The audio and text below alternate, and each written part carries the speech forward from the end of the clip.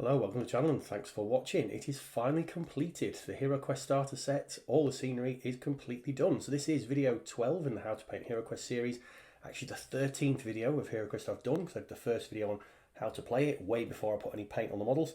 And it's really nice to have the set that's sort of completed. I've set it up here in a bit of a scenario as though the adventure has started. This isn't an actual scenario I've set it up into. I didn't want to potentially spoil any of the scenarios for anyone that are playing, because obviously when you're playing you keep those secret to your gamers. But it's just a bit of fun to set it up and really have a look at what the scenery looks like on the board. This is every last piece of terrain, all the doors, all the tables and torture racks and everything, and just one of each really of the bad guys, pretty much, just to give us a bit of a look of what it looks like on there. Really pleased. It looks really good. Really pleased with it. Really looking forward to playing through it with a painted set of miniatures, because I've played the game through obviously when I was a kid a couple of times. Then pre-lockdown, a friend of mine got one of the original sets and we played through it then. And then when this got re-released, I've played through this again with my family. And actually the weekend coming up, which will be the Easter weekend of 2023, depending when you're watching this, a bunch of friends and I are getting together and we are going to try and play through the whole set in one weekend, because, you know, we're geeks. And I imagine all of you are, because you're watching a video about HeroQuest. So, yeah, really excited. So let's have a closer look at some of the models. Now we've had a bit of a fly through the terrain, and I'll talk you through really my experience of doing this set. So HeroQuest, a bit like any tabletop game, you don't actually have to paint the models to have a good time with them. You could play absolutely with them unpainted, and that, to be honest, is all I've done. I've not played with this set since I started painting it, so it's been a while. And I wanted to paint it, and I also wanted to try something a bit different. So the majority of the paint schemes, if you watch those videos, were done with this type of paint, which is a contrast paint, which is a different way of painting from my normal style. Never really paint with contrast paints, but I think it's exciting if you do a new project to try a new technique or a new method, new way of painting. So the vast majority of this has been done with contrast paints, and that does suit, I suppose, the standard of the models. They're not the most detailed models. They do have some details, some nice pieces on there, but a fast, quick and easy paint method like contrast paint, I think works ideal for this. And I've never really experimented with contrast paint, so through this process, I think I've got better with contrast paints. I've understood a little bit more what they're about, and it's been really quite useful. I did the first video on how to get these models ready and clean them up. One thing I would say to you, these are covered in flash. There's flash in places on these models that I didn't even think to look at, and I did come across some flash after I'd already undercoated, so that's something to watch. So, orcs and goblins, this is just one of each of the orcs that's in the set there, just showing you really nice little models, to be honest. The goblins, I think in some ways are my personal favourite. I think I prefer these to the orcs.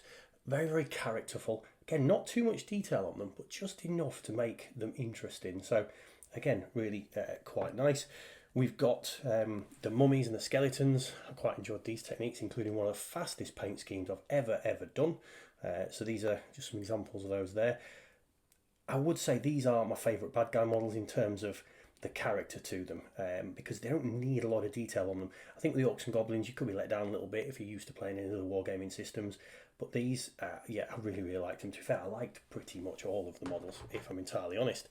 Now, when we got to painting the Dread Knight in my paint series, I really did experiment with blending together contrast paints. So you look on the back here with the black and the red cloak, that can be a really tricky effect to get using, normal standard paints where you'd have to water them down and do wet blending and things. But with contrast paints, that was a super easy technique. So, and I really do like how some of this blending came out on here, and it's definitely worth that experimentation to take on into other game systems and miniatures. All these models have been varnished. I suppose that's another thing to say. So they've had a good coat of varnish really to protect them, because this is going to be a gaming set. This is not a demonstration set. This is going to be very much for gaming. And like I said, next weekend from when I'm doing this video, we're going to be playing through this as a set. Really liked the kind of lizardmen, or the abominations as they're called. The paint scheme on this, I think, works really well. I like how I've done, very darker underneath, just with that zenithal spraying, very light on the top, and that kind of gradiated effect around the arms is quite a difficult thing to do, again with standard paints, but made very easy with contrast. And to be honest, one of the paint schemes I particularly enjoyed doing the series. Well, like I said, I did enjoy everything, to be perfectly honest. What else to talk about? So the big bad guys, we've got the gargoyle and the wizard. Again, very simple. Always reminds me of Skeletor, this, but maybe it's because of the colour scheme I've chosen, but very much there. And the gargoyle, I did go a little bit more detailed than I've seen some paint schemes, and since I've done this this kind of painting series, I have had various things pop up on YouTube showing me other people doing it, and that, to be honest, that's not something I've ever seen before. I've never really seen these painted too much, but a lot of people just go for the pure stone right across the model.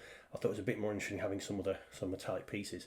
The only person I've really seen actually do a full set of this prior to me doing the video, called the Emperor's Artist on Instagram.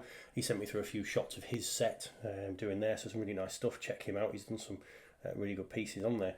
Now, these are the heroes, so the barbarian and the dwarf. And the heroes have got a little bit more detail on them, which is nice. So I've put a little bit more focus onto some of the gold, some of the bronze and things there. And then the wizard and the elf. The elf came out really nice. I must admit, I'm slightly disappointed with how the wizard came out. I got a little bit too heavy with the wash stage as I go there, but to be fair, still acceptable. And again, basic kind of models. What really tops off for me this set isn't so much the figures, it's the actual scenery you get with it. So we have a torture rack here, I think that's come out really quite nicely. Really pleased with kind of the gradations on the stone on the side there, all different colours of stone and all the kind of plants and mould growth and stuff on it. But again, done with literally 2 paints and done really, really quickly. And that's the thing that's pleased me most about this. I suppose none of this was a particularly lengthy. You add it all up, obviously there's a lot of hours being put into this set, but individually each piece you could spend 2 or 3 hours on this one piece sometimes, but actually this individual piece was probably 20 minutes, maybe 25 minutes of work. So quite a lot when you add it all together, but not too taxing really to get involved in. And then the doors, I really like the doors, and that really started the set off and then gave me the colour scheme almost for the rest of the models to try and tie them into the dungeon. So I can't really think of what else to talk about really. I just wanted a quick talk through and just sort of say my experience. So I've really enjoyed painting the HeroQuest set. It's been really good fun prepping it. Really excited and interested in learning new painting techniques myself, you know, experimenting with a different kind of paint scheme in terms of the contrast paints. And hopefully if you've followed this set along, you've enjoyed it as well. Yeah, that's all there is to say really. I'm going to pack this away now, but I'm going to quickly show you what I've bought to pack this away in.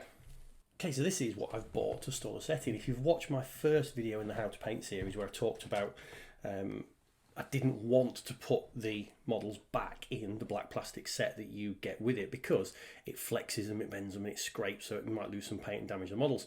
So I did a bit of research and I found this, and this is a set made by Feldherr, that's your company. I have no affiliation to them whatsoever. I paid for this, they don't know I exist. I'm such a small channel, they wouldn't know anyway, but just thought I found this quite good, so I thought I'd maybe recommend it. You get a little plastic tray to store your pieces in, little slots for the cards, and then little custom cut areas for every single piece of scenery that goes in and out nice, holds it snug, and it fits all into the box. And then the idea is you layer it up, you put the next layer of foam in, and then the next layer is you get the models. And again, the same thing with the miniatures. This is all the models now, so this is all the painted miniatures.